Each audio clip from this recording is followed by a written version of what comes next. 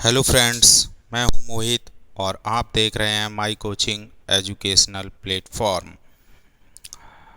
जैसा कि मैंने पिछले वीडियो में आपको बताया था, मैं आपको रीजनिंग पढ़ाऊंगा। तो रीजनिंग के बताए गए टॉपिक्स में से मैं आपको सबसे पहले कैलेंडर पढ़ाऊंगा। कैलेंडर में सबसे पहले जान लेते हैं कैलेंडर होते कितने प्रकार के हैं। तो कैलेंडर जो दुनिया में मुख्य रूप से प्रयोग होते हैं वो 6 प्रकार के होते हैं और भारत में मुख्य रूप से 4 प्रकार के कैलेंडर प्रयोग किए जाते हैं। दुनिया में प्रमुख कैलेंडर जो हैं वो अपना Gregorian calendar, Jewish calendar, Julian calendar, भारतीय कैलेंडर, चाइनीज़ कैलेंडर और इस्लामिक कैलेंडर। भारत में प्रयोग होने वाले कैलेंडर्स में विक्रम संवत, शक संवत, हिजरी संवत, ग्रिगोरियन कैलेंडर। विक्रम संवत की शुरुआत जो है 57 ईस्वी पूर्व हुई थी और जबकि शक संवत की शुरुआत 78 एडी में हुई थी, मतलब ईस्वी में 78 ईस्वी में विक्रम संवत की शुरुआत, वो शक संवत की शुरुआत हुई थी।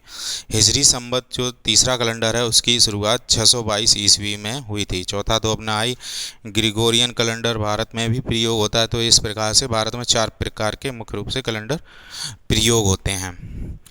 तो आइए जानते हैं जो भारत में जो हम रीजनिंग में जो कैलेंडर पढ़ेंगे वो होता है ग्रिगोरियन कैलेंडर। ग्रिगोरियन कैलेंडर को जो वर्ष होते हैं ग्रिगोरियन कैलेंडर में, उनको 2 भागों में विभाजित किया जाता है।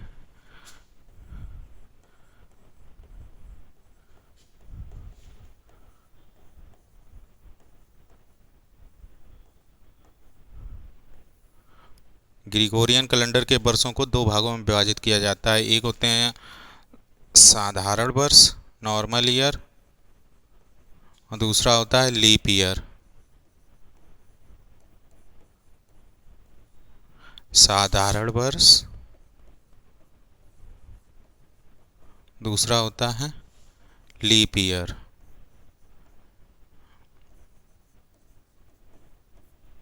साधारण वर्ष में आप सब लोग जानते हैं 365 दिन होते हैं और लीप ईयर में 366 दिन होते हैं। और आगे जानते हैं ग्रिगोरियन कैलेंडर में महीने, सभी लोग जानते हैं ग्रिगोरियन कैलेंडर में महीने महीने जो होते हैं वो 12 होते हैं। कितने होते हैं? 12।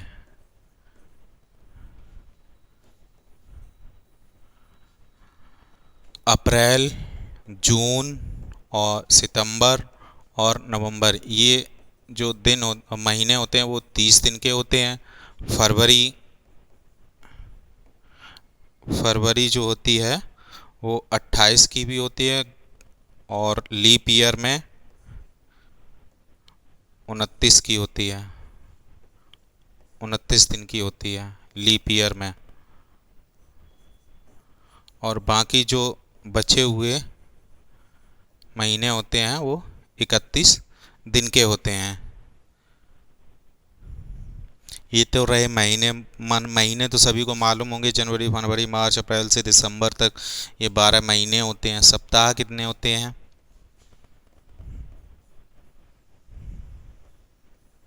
एक साल में 52 सप्ताह होते हैं। साधारण वर्ष में एक दिन शेष बचता है और क्या नाम, लीप ईयर में 2 दिन शेष बचते हैं। जो दिन शेष बचते हैं सप्ताह बनने के बाद, एक सप्ताह 7 दिन का होता है।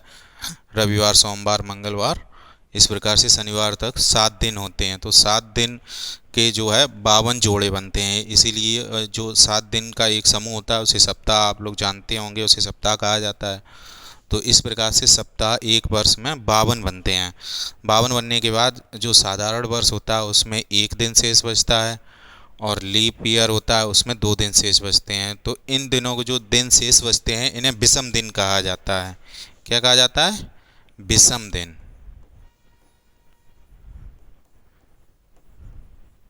इनका जो है, जैसे नेक्स्ट ईयर में कोई सेम डेट को कौन सा दिन होगा, इस प्रकार के क्वेश्चन, जैसे 1 जनवरी को जैसे 1 जनवरी 2014 को यदि रविवार है तो 1 जनवरी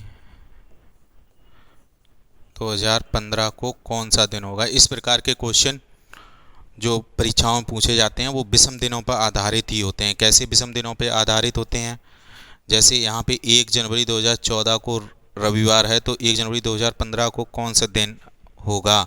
तो जैसे ये दोनों ईयर जो हैं वो साधारण ईयर हैं, तो बीच में एक ही दिन तो एक्स्ट्रा होगा, विषम दिन होगा। यानी कि कहने का मतलब है यहाँ पे 7 दोनों के बीच जो डिफरेंट होगा वो 365 दिन का होगा।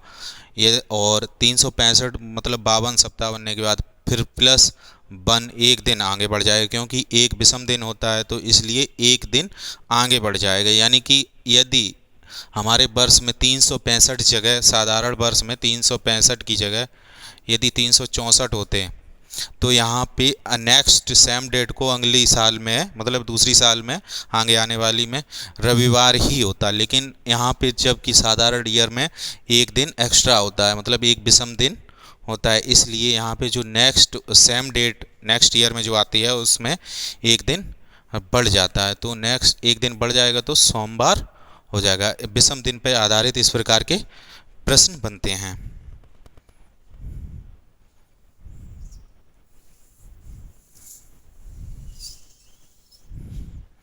अब ये तो सप्ताह रहे, और महीने, सप्ताह और दिन तो आप जानते ही हैं। दिन बता ही दिया था अभी, दिन कितने होते हैं एक वर्ष में। साधारण वर्ष में, नॉर्मल ईयर में 365 और लीप ईयर में 366 दिन होते हैं। तो लीप ईयर में 366 दिन होते क्यों हैं, जान लेते हैं। लीप ईयर होता क्यों है।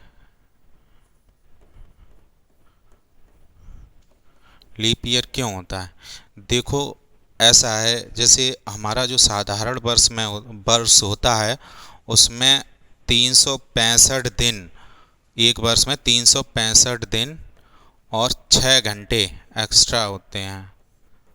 ये 6 घंटे मिलकर 4 वर्षों में एक दिन बना लेते हैं। 4 वर्षों में कितना बना लेते हैं, एक दिन। यानी कि 6 गुणा 4 बराबर 24 घंटे, और 24 घंटे बराबर एक दिन। इस प्रकार जब चौथा मतलब 4 वर्ष हो जाते हैं तो चौथे वर्ष में एक दिन ऐड कर दिया जाता है। वो दिन कहाँ ऐड होता है, फरवरी में, फरवरी माह में जोड़ दिया जाता है।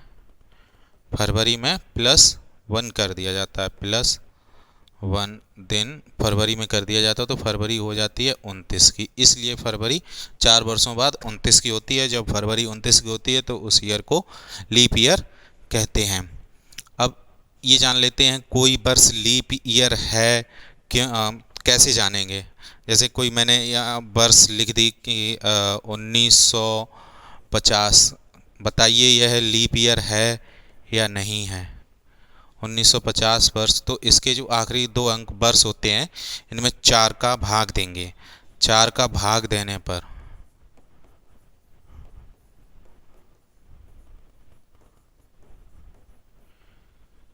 यदि शेष शून्य बचे, यानी कुछ ना बचे, शेष क्या बचे, कुछ नहीं,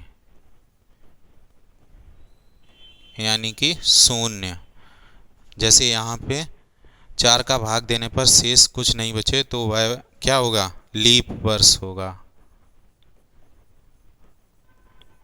अब बताइए 1950 जो है वो लीप वर्ष है कि नहीं है, भाग करके देखते हैं। चलिए यहाँ पे रिमाइंडर कितना बचेगा, 2 बचेगा। तो यहाँ पे रिमाइंडर 2 बचा, यानी कि ये लीप ईयर नहीं है, लीप वर्ष नहीं है, ये लीप वर्ष नहीं है।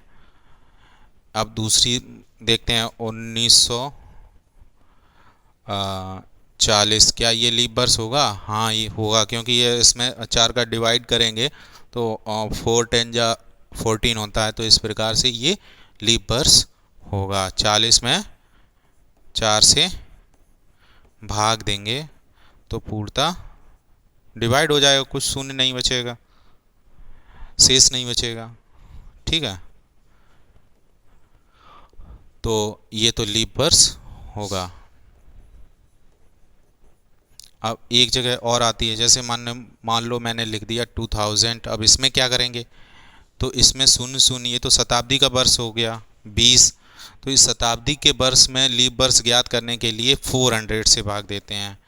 जैसे यदि दिया हुआ वर्ष क्या है, शताब्दी है, तो 400 से भाग देंगे। 400 से भाग देने पर यदि शेष शून्य बचता है तो वह वर्ष लीप ईयर होगा। तो इसमें 400 से जब भाग देंगे तो क्या बचेगा, 4 2 या 20, कुछ नहीं बचेगा। 400 से भाग देंगे, 0 से 0 और 4 5 जा, तो मतलब पूरा पूरा कट गया, कोई रिमाइंडर नहीं बच रहा है, तो शेष क्या बच रहा है, शून्य। तो ये भी लीप वर्ष होगा। अब यदि दिया हो 2100, तो इसमें जब 400 से भाग देंगे तो ये क्या, ये लीप ईयर होगा, क्योंकि इसमें 4 से भाग देंगे, 0 से 0 कट गया, और 4 से 4 5 जा 20, और तो यहाँ पे 1 शेष बच जा रहा है। कितना बच जा रहा है, ये वाला 1 शेष बच रहा है। रिमाइंडर कितना बच रहा है, शेष 1 बच रहा है। तो इसलिए यह लीप ईयर नहीं है, साधारण वर्ष है। ये तो हुई लीप वर्ष। हम कैसे पहचानेंगे, आप जानते हैं विषम दिन, मैंने अभी बताया था आपको विषम दिन के बारे में, थोड़ा अब विस्तार से जान लेते हैं। विषम दिन कहते किसे हैं, विषम दिन।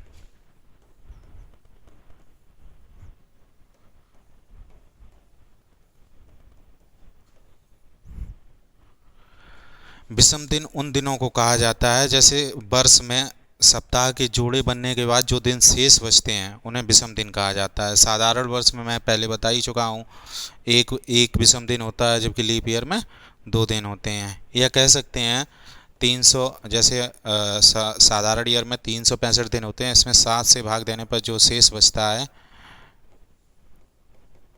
वही विषम दिन कहलाता है। किसी भी वर्ष में जो दिन होते हैं उसमें 7 से भाग देने पर जो शेष बचेगा वो विषम दिन कहलाता है। लीप ईयर में विषम दिनों की संख्या 2 होती है और साधारण वर्ष में विषम दिनों की संख्या 1 होती है। और विषम दिन पर आधारित मैंने आपको प्रश्न समझा ही दिए हैं। तो आज के वीडियो में इतना ही, धन्यवाद। चैनल को सब्सक्राइब अवश्य करके जाइएगा। Thank you. और हाँ, मेरा माई कोचिंग नाम से एजुकेशनल जो ऐप है, एंड्रॉयड ऐप, वो बन के तैयार हो गया, तो इसको डाउनलोड करें। ये वीडियो वहाँ भी मिल जाएगा। वहाँ पे टेस्ट सीरीज़ फ्री में दी हुई हैं। यूपी पुलिस, एसएससी, जीडी आदि के लिए टेस्ट सीरीज़ फ्री में, वहाँ अभ्यास करिए और परीक्षा में सफल होइए। धन्यवाद।